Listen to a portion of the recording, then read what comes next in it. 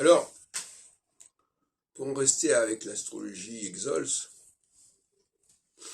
je crois qu'il faut parler de légalisme, de l'attitude par rapport au légalisme, par rapport à la loi. En phase solsticiale, on est très légaliste. On est très pour la légalisation. C'est-à-dire, on est très pour le formalisme, si vous voulez. Il faut que tout soit formalisé. Il faut que tout ait une expression juridique, formelle.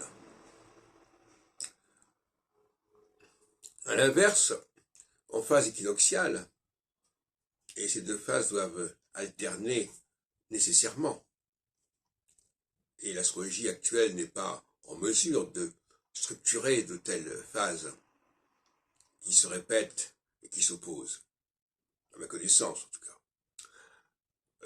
Et la phase équinoxiale favorise le coup d'État, favorise le mépris du droit, le mépris des textes, tandis que la phase solsticiale met en avant ces textes. En prenant le cas du général de Gaulle. Le général de Gaulle, quand il arrive au pouvoir en mai-juin 1958, il arrive dans une situation de quasi coup d'État.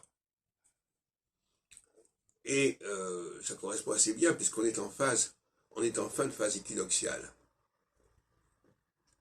Alors, ce qui est intéressant, c'est qu'à partir de 1959, on est dans une phase solsticiale. Et on est dans un processus juridique, de constitution, etc., ce qui donne naissance à la Ve République. Et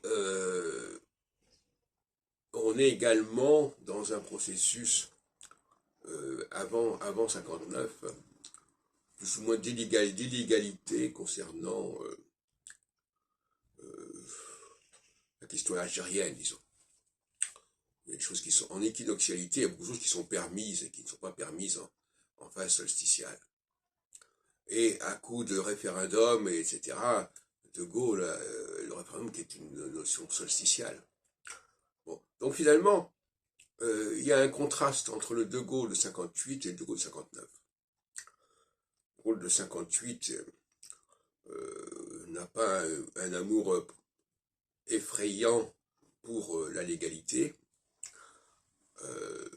C'est plutôt un coup d'État déguisé, si on peut dire, même si il est nommé par René Coty, le président de la Ve République en exercice, comme président du Conseil. Enfin, tout ça, c'était un petit peu tiré par les cheveux. Et l'année suivante, il y a un changement de cap considérable, de changement de discours, qui correspond effectivement au passage de la phase solsticiale, la phase équinoxiale à la phase solsticiale.